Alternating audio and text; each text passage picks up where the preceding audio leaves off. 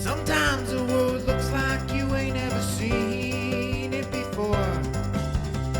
Stuck behind never-ending windows, all you need is a door. Searching for something to put a smile back on your face. Just remember, in unusual times, it can come from an unusual place. You need a partner for the ride, 'cause everybody needs a Clyde. So set your worries to the side. Just ask, say the word and I'll be there. Just ask, you know the greatest things in life all come in a pair. They say hindsight's 20/20, but that ain't far enough behind me. So if you want the sweetest honey, I think hindsight's 1990. There's no need to pretend I got a hand I can lend, 'cause when you really need a friend, just ask. Shit 90 shows taught me. Shit 90 Shows Taught Me was not filmed before a live studio audience. Are you ready to lie on your resume so that you don't have to answer calls from strangers? So are we. Welcome back to Shit 90 Shows Taught Me. I'm Jess Sterling, here with my co-host, Sara Fergenson. Sarah, how are you?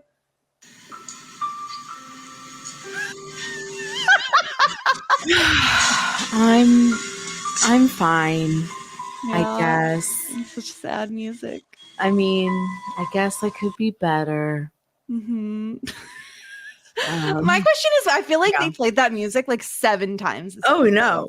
And it wasn't even just Ruby and Noel. And it was like Julie got that music. And maybe even Felicity got that music.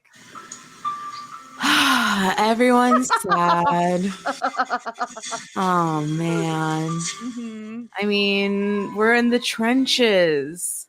Yeah. Everything's really are. difficult. Yeah. Okay. We're talking. I won't abuse that too much. We're gonna need to add it to our soundboard. That's why I was late a couple of seconds for. You're trying to find it. Well, yeah, I was trying to. And then I was like editing it within my iPhone. I was like, oh, I gotta get the sound clip. No, we'll have to get that sound clip and add it to our soundboard so that we can abuse the hell out of it. Yeah. You know, it's not. Jessica, abuse is not good. Please don't say the A word here. Oh my god. So we're talking victim of Jessica Sterling's abuse. Yes, actually I am. Yes. Season 2, episode 13, Truth or Consequences.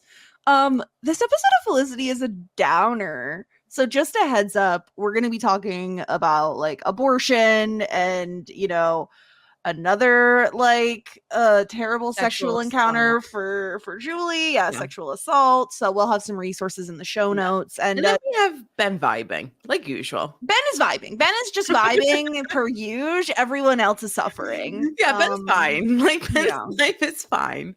Yeah, as usual. Yeah, I mean, like, he has no idea what he's going to do, but it's okay because Tony Soprano, or wherever the fuck her name is Tony Pavone. It's gonna help her out. Yeah, my favorite part of the episode was when he accused her her music. What kind of music is it? Like opera music or something? Classical, thank you. Yeah. The classical music of being elevator music. Yeah, so like so the funny. thing is that I hate classical music because I associate it with doctors. Yeah. Like whenever I hear classical music, like my heart tightens. Like I have like major doctor anxiety. And like the main reason is because I associate it with doctors. I remember telling my therapist that once. I was like, your music, because in the waiting room, makes me anxious as fuck. And it is elevator music. I don't care if like it's Beethoven or Pachelbel or whatever. See, I associate jazz music with elevator music, like light jazz. Like this sort of orchestral classical music, I don't really like associate with anybody. I feel like anytime I've ever been in a doctor's office, they're usually playing like the top 20 hits of today. Like that's usually what it is. Really? So I guess I just don't have that Is like it the negative top 20 association. hits of 1500s? Are you sure? Is that what it is? I don't know. I mean, yeah, I don't know. You know what it is? Hmm. I have not sat in a doctor's office without headphones on, like Yeah. in a really long time, like in the waiting room. Oh, so you're listening to the top. No, I'm probably listening to a podcast. I had this conversation. Okay, I need to poll our listeners. I feel like our listeners tend to skew like, on the younger side, right? Like under the Mhm. age of 40 is probably most of, where our demographic is. Sure. And last weekend, I spent some time with my extended family, all of whom are older than I am. And we were chatting about I don't even know what. And I was like, wait a minute, you're telling me that when you're in the grocery store and when you're like shopping alone, it's, the caveat is you're alone when you're doing this, you don't have headphones on. And they were like, Mhm. no. And I'm like, how do you live? I'm like, how are you? I can't be alone with my thoughts for that long. I will die. Sure. I mean, I think are they listening to the store music? I think they're just thinking like, oh, I need to buy bread. And Yeah. they're not, you know what I mean? They're not actively listening to anything. Yeah. Yeah. that And you're crazy? actively listening to podcasts like 24/7. If I am shopping alone, it doesn't matter if it's Home Goods, the grocery store, Aldi, any of those places, I'm listening to a podcast or music. Yeah. I'm Mhm. not listening to whatever is happening in the store. I have headphones on and I'm listening to my stuff. I think like most of the time I'm listening to music or something, but I don't think I have the same ailment as you that Yeah. I do sympathize with you that you can't be alone with your thoughts. It must be really hard. I mean, you are going through so many hardships on a day to day Mhm. and on a day to day. Yeah. Well, Yeah, I just want to know. So, listeners, please let us know if you are like shopping and you're alone. Again, like if I'm shopping with someone else, I obviously don't have headphones and I'm chatting to them. yeah. But if I'm shopping alone, I always No, that's more likely that I put headphones in. I'm like, don't talk to me. I yeah, just please. Yeah. Honestly, the headphones are great in terms of keeping people away from you because Yeah. they usually don't approach you. And because I also wear over the ear, I'm not wearing like tiny earbuds. I'm having over the ear chonkers on. They could see them from a What do you mile, got? and they're pink. You got some Beats? What kind of Oh, headphones they're do the you have? same brand as these. Hold on, I'm looking real quick. Soundcore, Okay. and they're pink. They're like a light pink. Oh, They're very cute. wow. Mhm. Wow. I'm Look kind at of in my you. pink era. Have I said this before? No, but that just means that you're entering my shit. So Yeah. now I'm going through hardships. Where's the soundtrack? Play it. Stop stealing my shit. No, what do you mean you're going through your pink era? So, okay, Stop playing the because music. It's not sad generally anymore. it's not Stop that it. sad. Generally speaking, okay, so I don't know if you fall into this as well. I feel like you do, but like let's pretend you're buying anything, right? Like let's even Yeah. pretend you're buying like a koozie, like a can koozie or something. Sure. And it's like you're on Amazon and they have 17 color options, right? 9 times out of 10, I will take a purple option. Right. However, let's pretend there is no purple option. And I'm looking at the rest of the colors. Pink has suddenly skyrocketed to being like my second option. Why? And How? I was Where did this come from? I don't really know. I think and you know what it is? It's a specific like light pink. Like I'm not looking for like your hot pink Barbie pink sort of color. Mm-hmm. And I don't know, it's like soothing, I think. Oh, so like a you're soothing saying color. my favorite color. Once again, I start the trends. My Your favorite color is gray. No, it's gray and pink. Yeah. I'm pretty consistent. I typically buy things that are well, it's either okay, so like I just like decorated my office, blah, blah, blah, blah.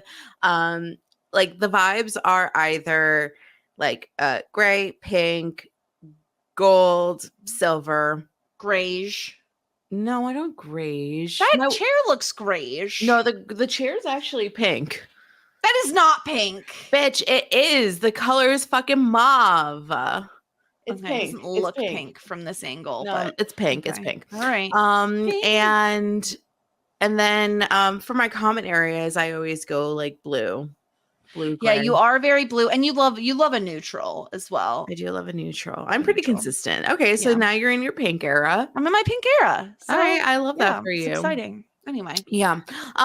Okay, so let's talk about Ben. Like let's start off light and fresh. I mean, Mhm. there's like a lot of like hard topics Yeah. in this episode, a lot of topical topics of, because we live in America and there's like a lot Yeah. of in an election year. So abortion and, Mhm. having the right to choose is like a hot topic of discussion. So we'll get there. But as usual, Ben is vibing. And I do love, so Felicity and Ben, obviously, they start their new their new whatchamacallit, they Community got service? punished. Yes, they got punished. They have to do community service. Yeah, 50 hours is what Tony Pavone assigns them. That's a It's lot. a lot. And I think, did she say it had to be done by like the end of the semester or something? Like, that's tough when you're in college, you have a job,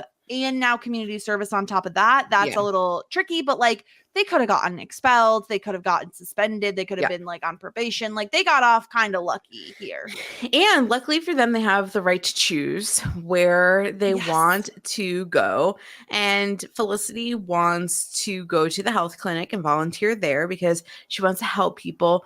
Ben wants to follow Felicity. That is The roles Ben's bag. have reversed. Yeah. Ben is now stalking Felicity. And so he is also going to be working at the health clinic, even though, as we've stated in the past few podcasts, Ben doesn't really have a passion beyond swimming, right? Like No. he's like, I like swimming, I like basketball. I can't really do either of those things at school. I don't really know what my path is. Tony seems to think you're better than average. You know, you're an above average person. You're an exceptional person. Well, You'll find your path. yeah, I guess so. I mean, if you're going to get into NYU, although he did lie on his applications, maybe he just needs to get into swindling. Like maybe he needs to be a professional con man. I don't know that that's the path we want for him. No? Okay. Well, so he's at the health clinic and the new boss, no idea what his name is, kind of a jerk off, but he's like, okay, Yeah. bitches, what can you do besides answering the phones? And Ben's like, oh, I am the master of Excel. And Felicity's like, well, you know Excel? He's like, yeah, like I helped my dad, blah, blah, blah, blah. And he lies. He knows no thing about Excel. He just said it because, you fake it till you make it. Yeah. And it's like pretty quick until he realizes that the boss realizes that Ben lied because he spent an entire day, instead of doing data entry or whatever he was supposed to do in Excel, just like pressing buttons. Like whenever I pretend to work, I'm just like P, V, T. Like I'm just like pretending that I'm doing shit. So that's like basically what he did. And then the boss is like, yo, bitch, you gotta fire your friend. He's a lowlife. And Yeah, this is fucked. The guy's basically like, I hate having to deal with community service people because, and I understand where he's coming from, where he says they didn't even sign up to be here, meaning they don't want to be here. They're just here because of mandated community service. Therefore, they generally don't work as hard. And I think he has Ben's number. He knows the Ben type of like, you're coming in here, you're fucking around, you make my life harder, you're making all the other workers' lives harder. Yeah. However, I don't think going to Felicity and being like, you need to get your friend to leave because I can't fire him. Why That just can't he- seems like a terrible move. Why can't he fire him? I guess because he's here for community service. I suppose, although in my opinion, if somebody's really fucking about and not doing anything, you should be able to go to like Tony and be like, hey, this guy sucks. Like, please put him somewhere else. Yeah. I mean, that was strange. So at first, Felicity, I was like so proud of Felicity because Felicity was setting boundaries and she was like, look, like, that's not my job. I will not be doing that. It's inappropriate and I don't feel comfortable. And I was like, well, Felicity, like, that's great. Like, set your boundaries. Like, I agree with you. Like, you shouldn't be firing anybody. And then, like, she kind of immediately, when she sees Ben, goes back on that and is like, BTW, the big boss man wants to fire you. Yeah. And I was like, Felicity, like, you just said that's none of your business. Stay out of it. Yeah. And Ben's like, fuck it, I'm going to leave school, fuck community service, fuck school, fuck everything. I'm going to drop out. I'm going to like pay my own path. And this is where like Tony comes in and is like, you are exceptional. You just got to find your path. Yeah. And He this did seems apologize to Felicity Yeah. and say, you know what, you were right. I shouldn't have just signed up for the health clinic. I need to like figure out what I want to do. Yeah, And I did follow think the pussy, right? don't do it. Like, you know, you and Felicity are a little bit not great together, right? You've had some like bad moments. I think what Ben needs to do is find something that's his, right? Like swimming was his, track was his. He needs to find something that he enjoys doing, that he's good at, that is solely his to like fuck around with. I did think Felicity buying him the Excel for Dummies was really cute, and it really brought me back because you remember when the blank for Dummies was all the rage. Yeah, I absolutely do. When you went to the Barnes and Noble, those dummy books were everywhere. And she's like, don't take the dummy thing personally. It's just the name of the book. And he was a little offended. He took it personally. Yeah. He did say Sean taught him a little bit about Excel. And I think here's the thing, as someone who is like self-taught, a lot of the Excel stuff I know, or the Google Sheets is more what I use because fuck Microsoft, I'm not paying for you. I think the thing is I maybe this is something they teach now because it's been a hot minute since I've been in school. Excel should be like required learning for most kids, like learning the formulas, because it's like a really, really helpful tool. Obviously, this is back in the 90s prior to it being mandated, you know, like typing probably wasn't even mandated at this point when we're watching the show. But yeah, I wish I had more. I wish I learned more about Excel in my schooling. I think that when I was in high school, I took Excel, and I think like that was like kind of like a first year 101 type of class, like making sure you knew the Microsoft suite or whatever when I was in college. So I think that maybe you just didn't come across it. Yeah, my school was also like small and kind of rural, and so it's possible that like they just didn't have it. I have a question because this is something that I recently learned about, and I thought that this was just a Midwest thing, but apparently it's national. Have you ever heard of 4-H? I don't know what that is. Is it a new way of learning or something? Like no, new way teaching? No, it's basically like a way for kids to pursue their passions and then like get rewards. So like there's like a whole big like 4-H list. Like you can Google 4-H. And then like they like pursue, like say like if you're not like a traditional learner, like you're more interested in like a trade or something, you can pursue like a jewelry path, you can pursue like a painting path. But then it also like goes to like STEM type of things. It also goes to like animal handling.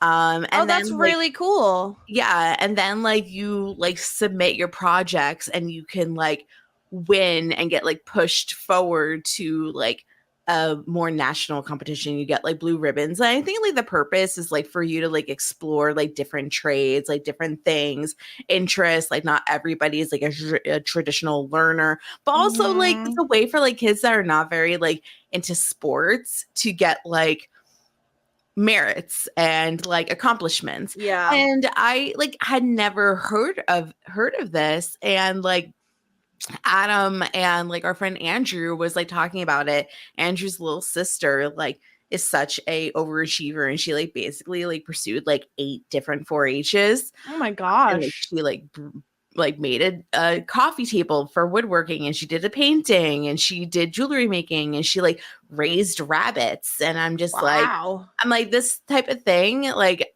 and apparently it's national, but like I've never heard of it. Like, no, we had a thing called BOCES, which was like, I think it's a New York State thing, which it stands for Boards of Cooperative Educational Services. But basically BOCES was more of like you were saying a trade school. Yeah. So the way it worked is you had to be older. I think it was in high school, and it was at a certain age. If you didn't necessarily learn via the normal avenue of just sitting in a class and getting taught to, and you know, on and on, and you knew that you wanted to do something like a trade or technology or carpentry, plumbing, whatever, any of that sort of stuff, you would leave school and go to like the BOCES center and I learn. remember something similar, but it was like, it was like plumbing or like it was trade school. It wasn't like Yeah. all the other stuff you just described, which sounds really cool. That's like the thing. Like there wasn't like these like arts or like animal handling or whatever. It was just like very interesting. And like this is like the type of thing like for kids like Ben that like aren't excelling in traditional learning, like having something like to explore these different avenues, like give them confidence in learning that like, oh, like this is actually what I'm passionate about, like, or this is something that I'm like actually good at. It's just like something like really interesting. And it could have been like, I mean, my school certainly was on the smaller side and didn't have like a ton of extra funding. There were certain sports we didn't even have. And that's just like, that's one of the things where when I left high school, I never felt like I had found my calling. Like I was super passionate about any particular. It must have been really hard for you. It was. I never had a particular passion about any activities or hobbies. It was just really hard for me when I got to college. But now I'm fine. But I think you're right. I think with something like a 4-H, it does allow younger people to find something that they like and are passionate about and explore it while they're still super young and give them a better head on their shoulders for, moving forward. Because Ben feels like a little bit of like your typical college student who's just trying to find his path and like what he likes. And I like that we're getting that on the show because I think it's a real thing. It's not everyone goes to college and is like, I know immediately what I want to do. Yeah, the average student changes their major like at least like I think it's like once or twice, if not more. So, I mean, I changed my major. I'm pretty confident you changed your major as well. I did. Yeah. So it's extremely common because it's like pretty ridiculous to ask like an 18-year-old or a 17-year-old what they want to do for the rest of their lives. Sometimes even earlier because like they're applying to schools. And looking at schools as early as like sophomore year. And they're like, supposed to like a lot of kids have to like be like this is the major that I am intending on entering when they apply for schools. It's just like so unrealistic. And then like most of the time like kids don't even end up in their field that they graduate in, so they spend all this money learning a particular thing and they don't even end up there. I know it's like extremely common for my field, interior design. Like I could probably even like the best student who was like the golden child, she did not even end up in interior design. She does real estate, which is like adjacent, but still like it's not like in interior design. Like in a whatever. So Ben is he's feeling a little lost. I think like with Tony, he's going to be able to figure something out. I have faith. He's not dropping out of school, even though he really, really wants to. And then I guess the only other thing in terms with like Ben's storyline is that like, from working at the clinic, he, unfortunately, I mean, like this is like the downside of working at the school clinic, especially when like, people are going to come in that and then that's like kind of like a breach of privacy. But he finds out what's going on with Ruby and Noel, and Ben really like he's always so well intentioned, but like everybody wants to fight him at all times. Yeah. So he like goes to Noel and like, yes, it's like in a public place, it's at a bar, and like maybe he could have like approached it a little more delicately, but he's like, hey, I know what's going on with you and Ruby. I just want to say, like, I can understand where you're coming from. Like, I had to go through the same thing in high school, which is like an interesting thing to learn about Ben and his backstory. And he's like, I can just relate to you. Like, I understand you. And then, of course, Noel's like, you don't know me. Like, how dare you come in and like say, like, talk about my private business in a public place. And it's like, no, like he's just trying to be there as a buddy. Like, Yeah. Come I think the on. thing is a lot of the rivalry has always been pretty one-sided between them. That's so And true. Noel That's just so, like so true. really dislikes Ben. And so I think Noel is already very stressed, right? And to have someone who you actively dislike come up and be like, I know a big secret of yours, and let me just give you my 2 cents. I think Noel's just like, I don't care about your 2 cents. Like, please leave. I totally agree. I think Ben was trying to be nice and just trying to be like, hey, I've been through this.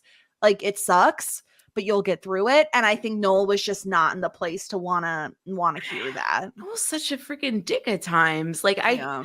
I don't know. Like I understand like it's a pride thing. It's the fact that it's Ben. It's the fact that like Yeah. the very first thing he heard from all of this was like, oh, you're working someplace with Felicity. Like it's just so stupid. And then do we know what Ben's new placement is yet for community service? No, he Okay. was talking to Tony about it, but I don't think we've established what it is yet. We just Mhm. know it's no longer the community, the health clinic, the local health clinic, where Felicity is going to be staying, and she seems to be doing well there. I think this is really interesting considering Felicity changed her major to art, right? Like she is now going down that path, but obviously a health clinic is much more on the medical side. So I think it's really interesting to kind of Bridge the gap. yeah, and I think this is a good move for her. I think if she's still, because I have to assume beyond the reason of the pressures from her family to pursue being a doctor, there had to have been a part of her that was like, I get to help people. And so if she wants to still do that without necessarily having to be a whole doctor, go through that whole route, it makes sense to me that she would volunteer at a health clinic and be helpful in that way. And I do think there is something that, I think Felicity does have a good way of speaking to people where if she has to answer the phone, I mean, you could certainly have worse people answering your phone. And, what is it? Their boss is just like, yeah, just don't get us sued. Like, just that's the bar you have to cross. Yeah, I mean that's a pretty good bar. Yeah. I got it. I got something for Felicity. Art therapy. Oh, I like that. Yeah. I like that. I feel like she could definitely be a teacher or something like in that regard. You know what I mean? Like work with people, still get to do the art thing. She could even like do art on the side as well at the same time. Yep. Yep. So I think that works. This is what Felicity should pursue. We figured out her future. I don't know if art therapy was a thing back then, but yeah. So in terms of Felicity, like she's kind of she's not like our forefront character. We see her having to manage just like other people's problems, talking about like helping people. And then of course, like she's excelling at the clinic because we said, like she's there to help people.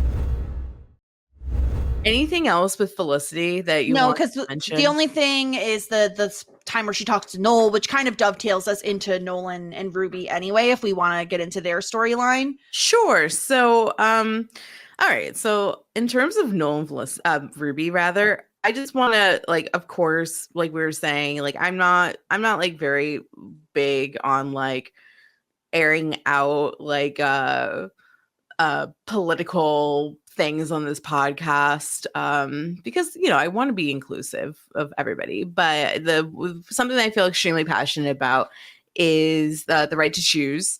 And I just I just really like the fact that Ruby had the choice in this episode to either explore having an abortion if she wanted to, or keeping the baby. I think it's great that she has the ability to choose which path she goes on. And then as everybody knows, Roe v. Wade got overturned so that it goes back to the states. And I am currently a resident officially as of yesterday. I went to the BMV. They call it BMV over here. It's pretty fun. That's weird. I know. Bureau instead of department. Okay. It's pretty weird.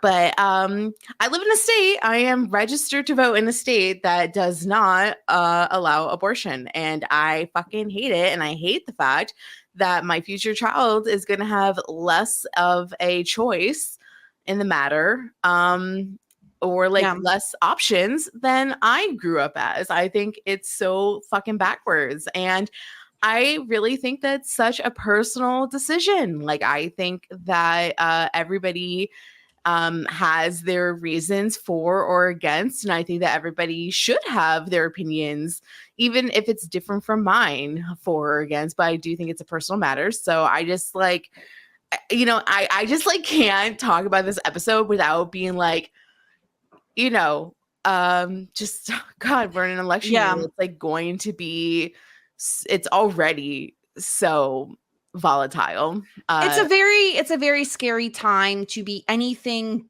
but a man, in my opinion. Like it's really scary, it's really difficult, and thankfully Ruby does have the options, and I'm so pleasantly surprised with the way that was all handled this episode. I made some predictions last episode on like, I thought Noel was going to be like, let's do this thing, let's have a baby, because he can romanticize things to a degree. And I was nervous that was the way it was going to go. And in fact, it is kind of the opposite, where Noel is like, how are we going to do, if like you can choose, but how will we do this? What jobs could we get? How would we be able to raise a baby realistically? And he ultimately is very supportive of Ruby, no matter what her decision is. Which I'm not surprised by. Like, I'm not surprised that was like where he went down. No, he's very logical. It does make sense. And I do like the fact that like we kind of go back and forth between like what Ruby wants, which I think is extremely realistic. I think that she's like weighing her options.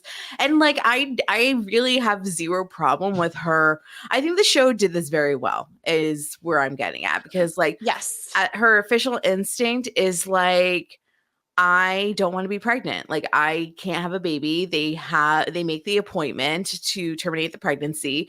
And then ultimately she decides that she can't go through with that. And I think that's fine. Like, with her own morals and her own thoughts and like her own capacity, she decides that she wants to keep the baby. And Noel's like, if that's what you want to do, we're going to figure it out. Yeah. I think it's like not a terrible thought to be like, okay, Ruby, like, how are we going to do this? I thought like it was a little dismissive that she's like, how are you going to be like 18 years old? Like, what kind of job can you get with no education? It's like, bitch, she just did a movie. She could be a fucking actress and have a baby. That's not a problem. Like, no, I think the thing that's interesting though is I think this is also the 90s, where it's a lot easier to get a job without a college education. Whereas nowadays it's really hard to get any sort of job that makes any sort of money without a college education, unless you're going into a trade or whatever, right?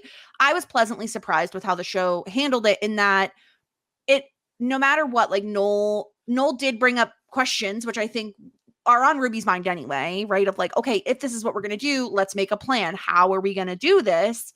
And also, I think the option that wasn't really explored in this episode, but is certainly an option, is adoption, right? Like, I think that's could do that. She could go down. I think that like it's like first step, like, do I want to terminate the pregnancy or do I want to go forward with the pregnancy? She decided that she wants to go forward with the pregnancy. Now she has the option of, do I want to give the baby up for adoption or do I want to keep the baby? Like, I think that. And just once again, it's just so nice that she gets to choose how she wants to handle this.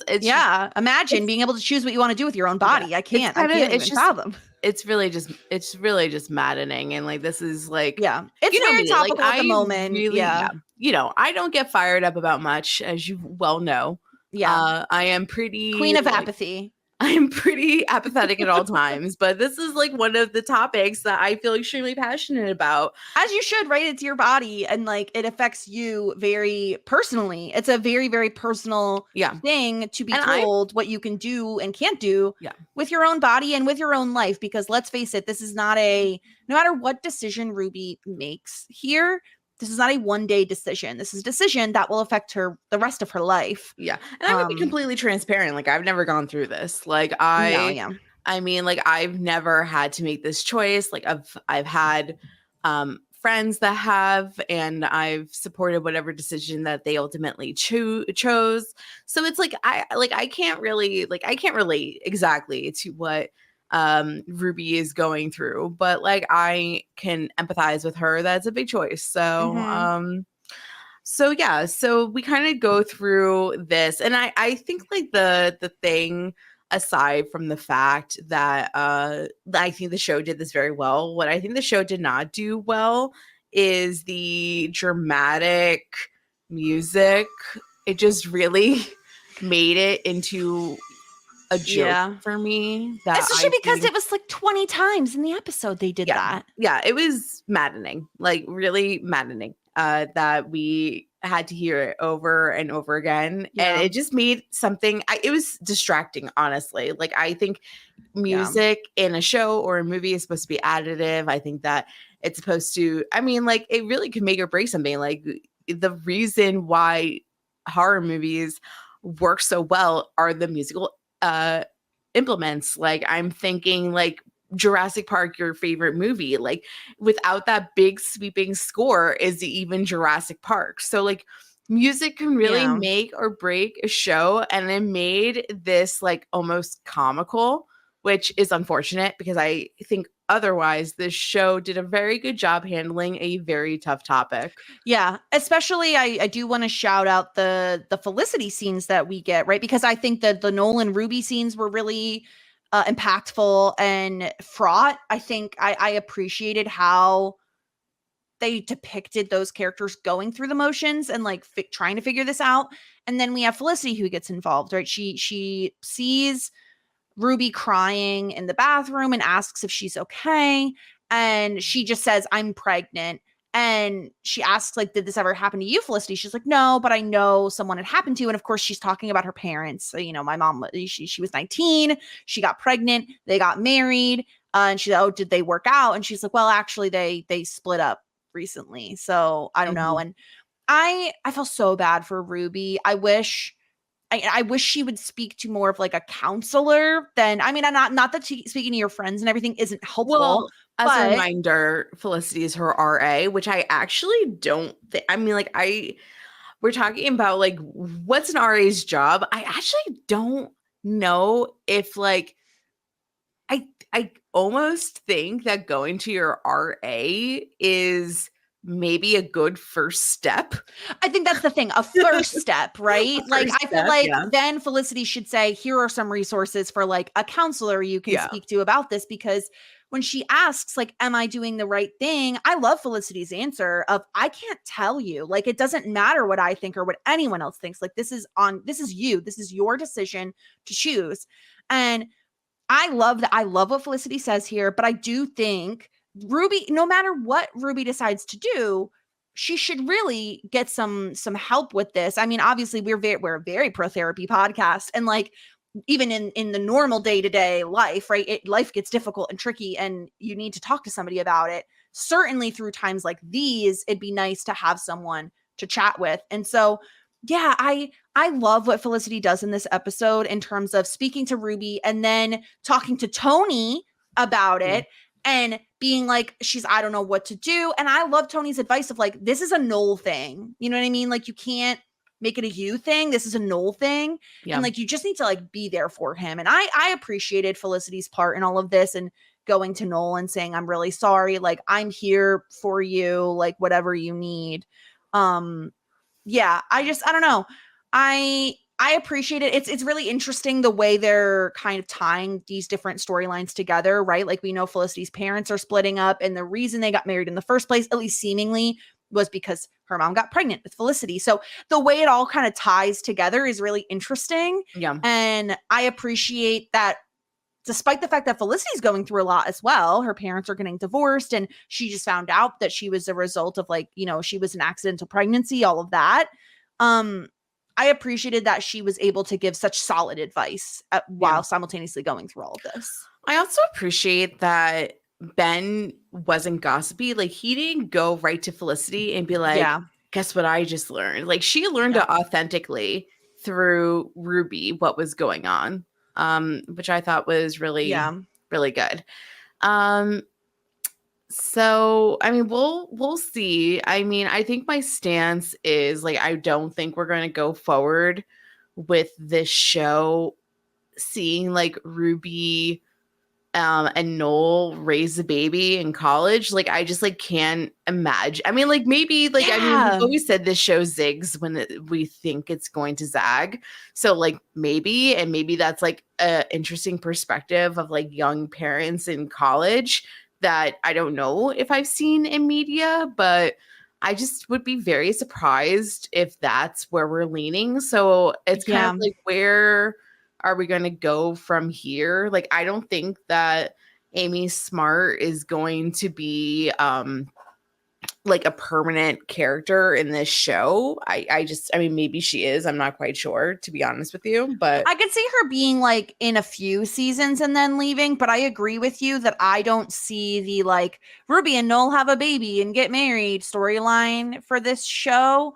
Yeah, I don't know. I hope, oh gosh, I hope we don't have the whole like miscarriage storyline. Like that would just be so brutal. And again, like it happens. I'm not saying like it's a thing that is so common and not talked about enough. 1 in 4 or 1 in 6 pregnancies end up in a miscarriage. I mean, yeah. And let's be honest, Sarah, like not like, you know, it's a whole thing where like you're not supposed to announce that you're pregnant until a certain part of like point in time because there's a chance.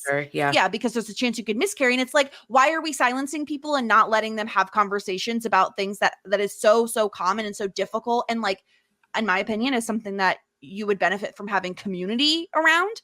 But well, because I mean, like this is like something that's been going on for ages. It's because it's quote unquote shameful for the woman. The woman often blames themselves for, if I didn't have this cup of coffee or if I didn't do this like run or whatever, then like they oftentimes like find that they like feel like they have to blame themselves, when in reality it's just, it could happen for a number of reasons.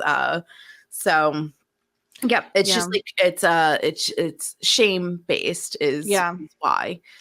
I'm just interested to see where they're going to go from here. I would love to see them, if Ruby decides that she doesn't want to have an abortion, I would love to see them at least have the conversation about, is adoption an option for us? I think it'd be like really responsible of the show, and also, I don't know, just interesting to see. Again, I think something that we enjoy, Sarah, it doesn't always go well, but something we enjoy is looking at these shows that are 30 years old at this point through a lens of 2024. And I'm interested to see how the show handles it, because I gotta say I was very impressed with how they handled it this episode. I will say that, like, I think out of all the shows that we have covered on Shit 90 Shows, Tommy, I think that Felicity handles these topics that are hard the best, and I think it holds up the most. And I think let so me know too. if you disagree. No, I think you're right. I think that, I mean, Boy Meets World certainly wasn't as dramatic of a show. I do think they did a decent job most of the time, considering it was a kids show. Yeah. Dawson's Creek was much more irresponsible. You know, they really glorified the like inappropriate relationships and all of that. I feel like Felicity, if we want to have examples of that sort of thing, right? Like the Pacey and what's her face was like glorified and made into like a really like, ooh, look at how saucy it is. Whereas Elena and her professor, it was like, it's not great and now it's over and we don't talk about it and it's done. You know, just as like a way to compare them. But I totally agree.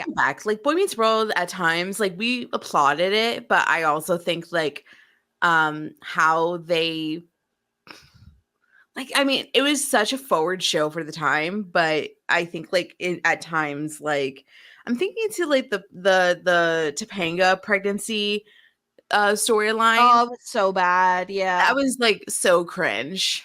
It was really bad.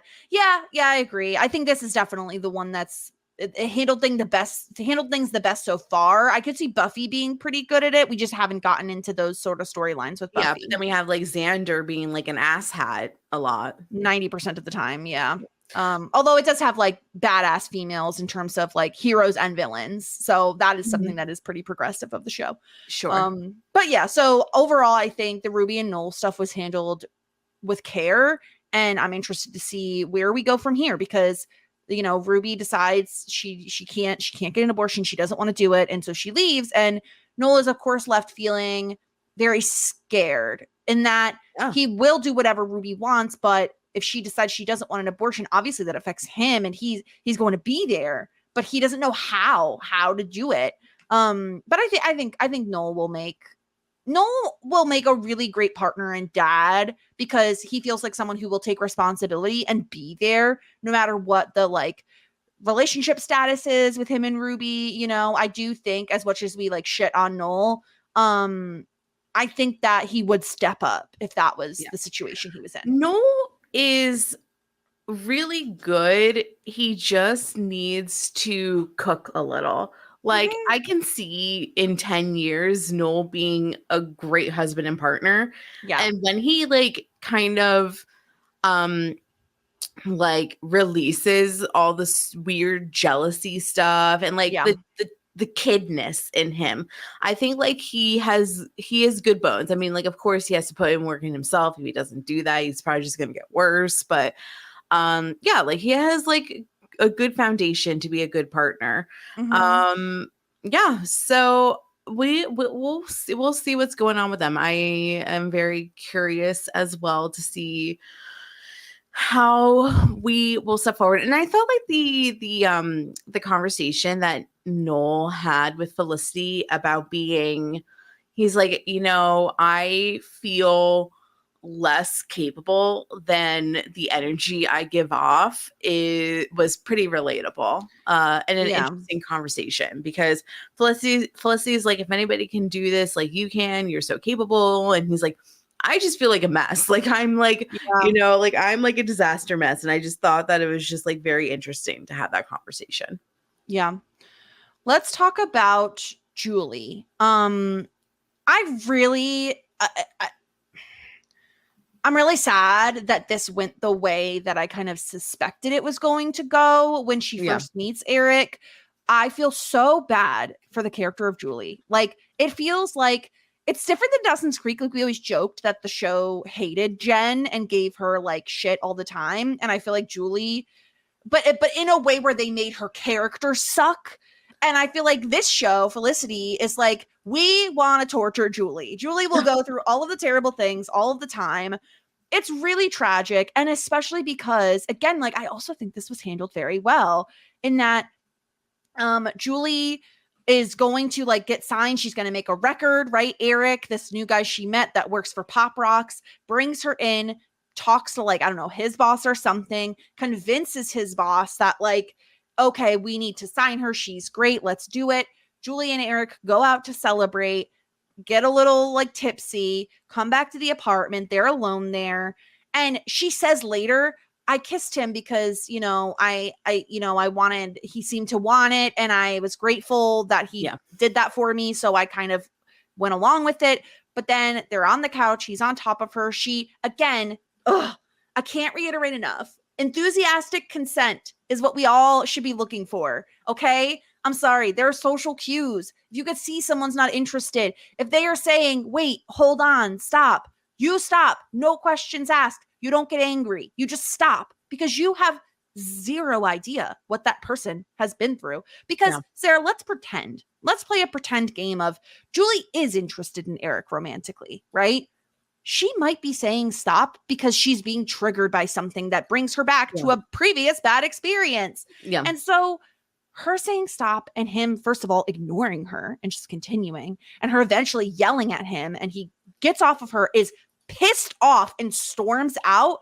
My heart broke for Julie, because all she wanted was a record contract, Sarah. That's all she wanted. She didn't ask for any of the rest of this, you know? Yeah, absolutely. I mean, in addition to that, it's like she will always question if he was vouching for her because he believed in her, or was he vouching for her because he wanted to be with her. And I think that is always, especially with Pop Rocks, that is always going to be like a doubt in her mind. And that really, really, really sucks.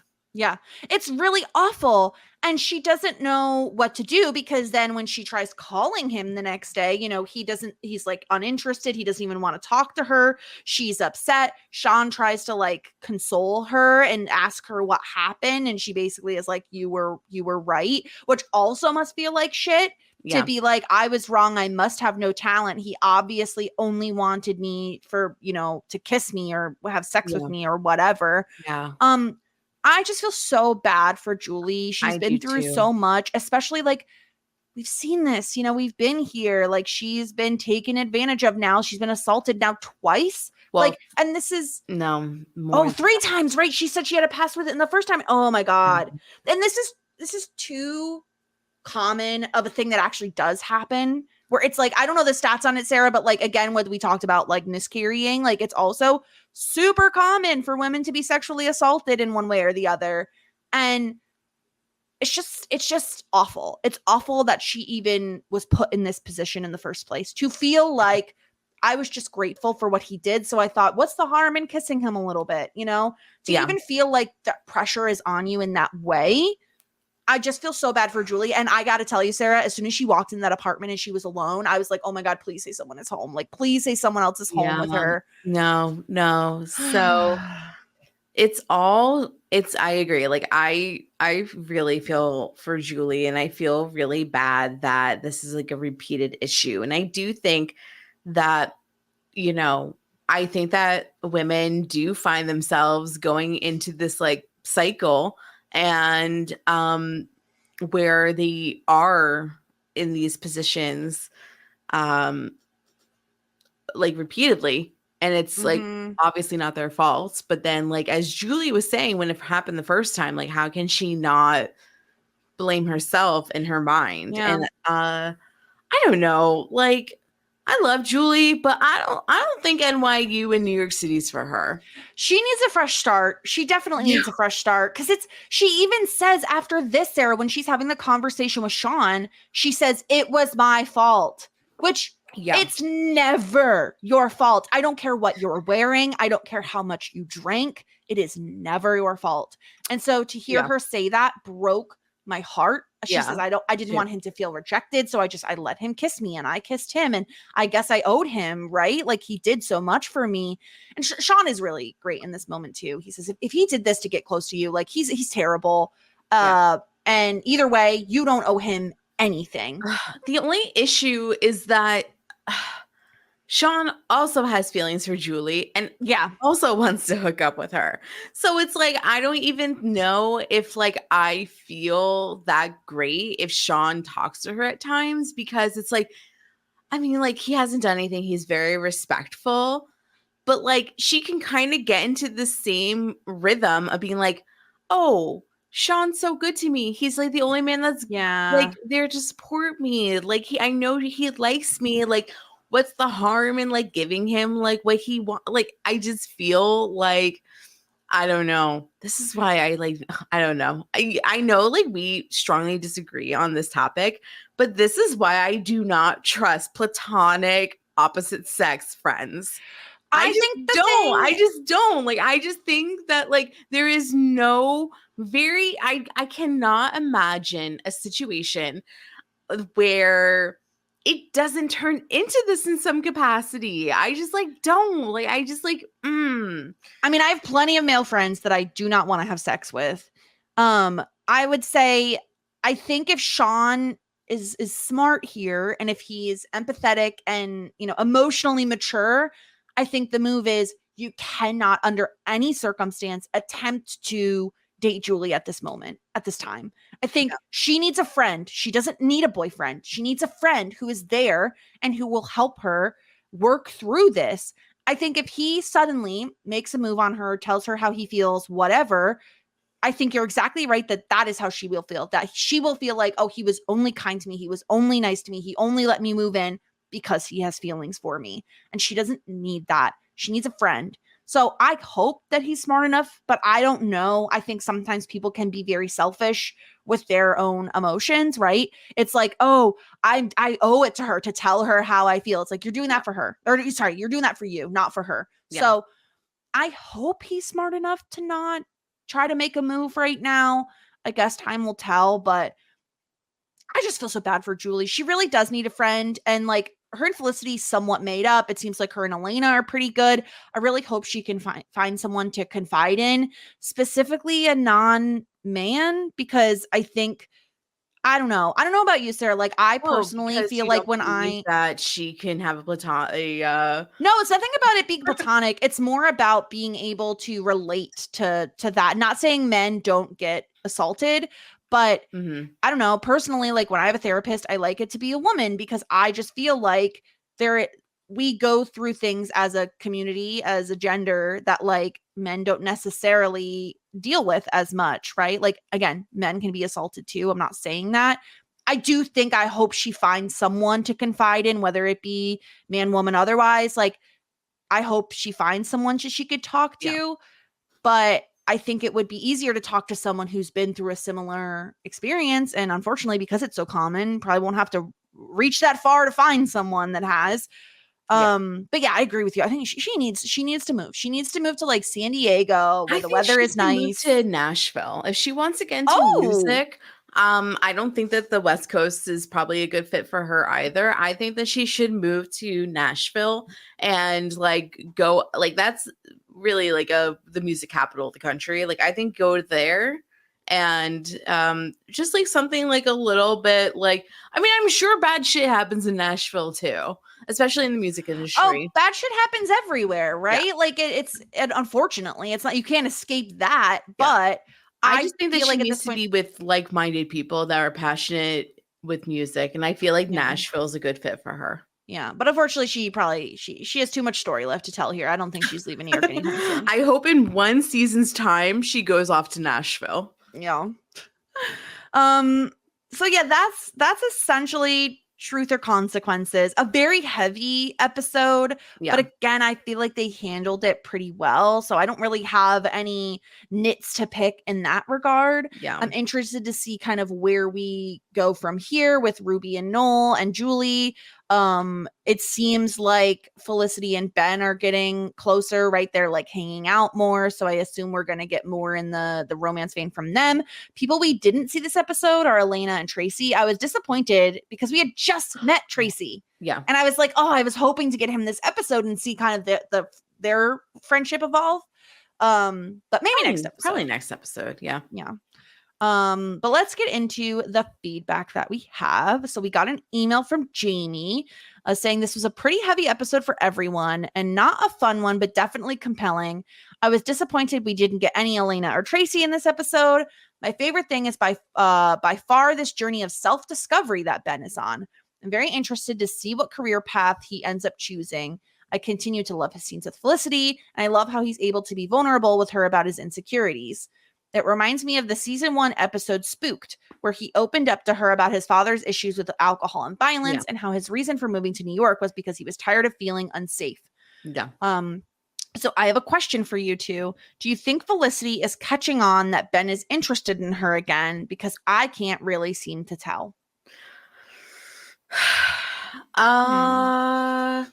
Maybe. I also kind of think that Felicity just assumes that Ben is a flirty guy. Like I kind of think that that's where she probably lands because I think like she realizes that like he doesn't totally have like the capacity to be a boyfriend or like a committed partner, but like Ben loves to flirt and maybe like she is just like yeah, like he's interested in me, but like in a way that like he just wants to have a good time. So like I think like she probably knows that like he finds her attractive, that like he wouldn't mind like something like fun and casual. And that like but I think that like she does not think that he is interested in anything serious because of like his experiences and what he experiences like she experienced with him. So like if anything she's just like yeah like maybe he wants like a casual hookup, he's flirty, he like maybe wants to flirt with anything. It's kind of how I read it. I agree. I think that he's always been flirty with her. That was never the problem. It was just a matter of how serious they wanted to be and they had differing viewpoints on that. So I think she feels the vibes with him and feels the energy of them, you know, getting along and being great together. But I don't think she's thinking about that seriously because he's not, or at least he's giving off the vibe that he doesn't, but we know he said to Sean, you were wrong, blah, blah, blah. So we'll see. I can see him doing some sort of grand gesture, some Fran Drescher, if you will, sometime soon. I don't know. I don't know if he has the capacity. Honestly. I think he does. But let's hear a voicemail from our friend Temmie. Hello, everyone. Yes, Sarah, she wins the bet on a technicality. But remember when Andy was on the student committee in season 3 of Dawson's Creek and she was assigning students detention for school rules that were no longer relevant? Yeah. Principal Green reversed those detentions. Changes in circumstances required changes in laws, amendments, judgments, interpretations, and appeals processes. Or damn, bets. Temmie. Hope for the Lovelorn is like a dream sequence. A dream sequence not from any of the characters, but actually the show's creator, J.J. Abrams. Since he's not a character in the show, the actions in this episode don't really inform the characters going forward, which is where the canon, non-canon issue comes from Adam and Todd.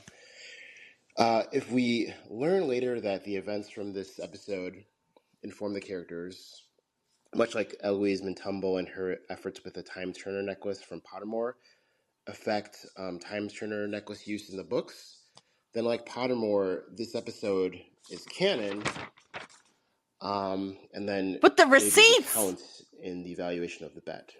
Plus, there is the June 5 episode of the podcast Dear Felicity. Wait until all of the episodes are over and you've covered them and listen to or read the transcript of the podcast. J.J. Abrams will provide some ideas on the subject of the bet, and his words will clarify things. Ooh. So I think we can just wait until then, just like Adam was suggesting to wait.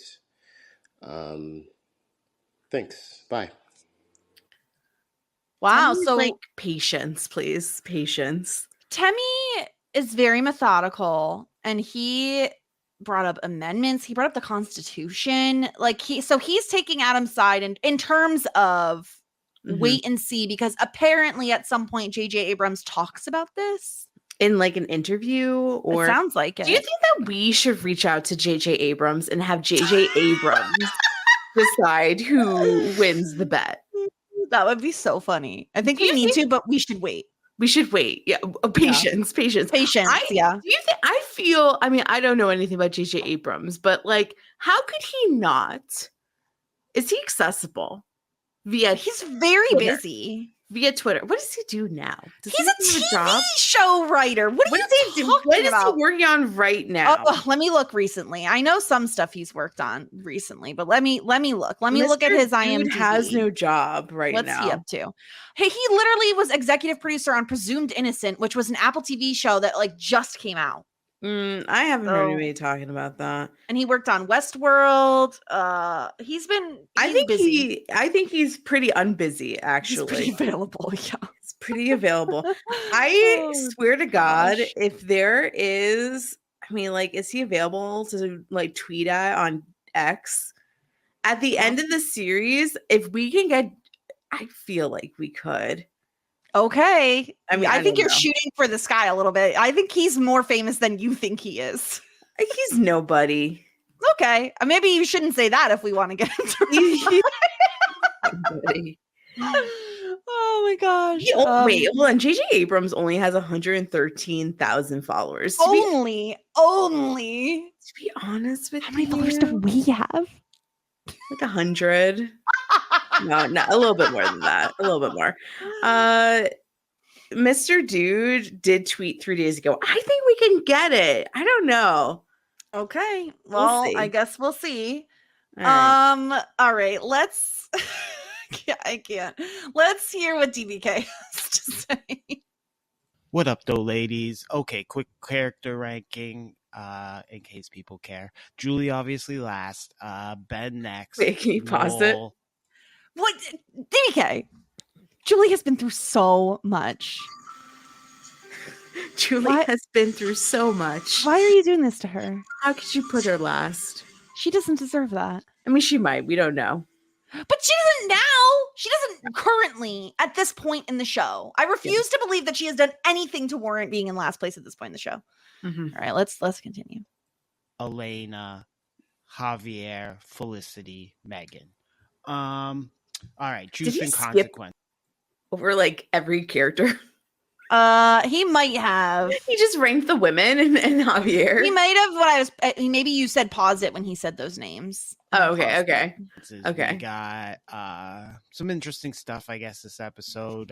Ruby decides she's gonna have the baby. We get Felicity and Ben on the roof again. We get some funny interactions between. I always like Ben is like low key funny with certain people. Him and Tony Pavone are pretty funny this episode. Yeah. The Pacabelli. Do you ever listen to Pacabelli? Like, who listens to Pacabelli, Ben? I'm like, and Felicity's like, yeah, sometimes. Like, okay, Felicity, but he's here, possibly the worst character to grace Felicity. The one, the only, Greg Stenson. I hate a lot of people on this show, but Greg is number one with a bullet. You'll probably see why. And I like never seen this guy in anything else, but he did pop up on Veronica Mars. He's the cult leader, Sarah, from season 1. That's about it for Truth and Consequence. He's the boss. Greg is the health center boss. Center boss. Yeah. Yeah. Okay. This is next couple episodes. I mean, we're on an upswing from here on out, I think. But the next couple episodes are going to be pretty fun. And the takedown of Ben Covington will be coming up for all the Ben Covington shippers or Team Ben people. Your downfall. It's a coming. All right. Until next week, ladies. Peace. So ominous. Yeah. His time is over. Wow. Yeah. Okay. Well, that's ominous. I mean, I don't like that. As legally, I'm Team Ben, so I don't appreciate that. I love it. You're not. Don't love it. Yeah. Oh, okay. Well, we'll have to wait and see what that means.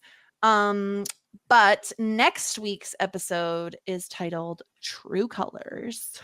Oh, you see your true colors shining through. Such a bop. Yeah. Yeah. I don't know. So that's that'll be next week. We'll see how that unfolds. Anything else, Sarah, on this episode of Felicity? Nopers. Okay. So we're still covering Buffy. I feel like we're about to be in the hot zone for both of these shows simultaneously. Yeah. And it's kind of interesting because I feel like this happens a lot where it's like they're both in a slump. No, they're both picking back up again. Then it's a slump again. Yeah. So, So go check all that out. You can find us at Shit 90s Pod everywhere, shit90spod.com. If you want to be incredible and leave cute little voicemails, shit90spod.com is where you can do that.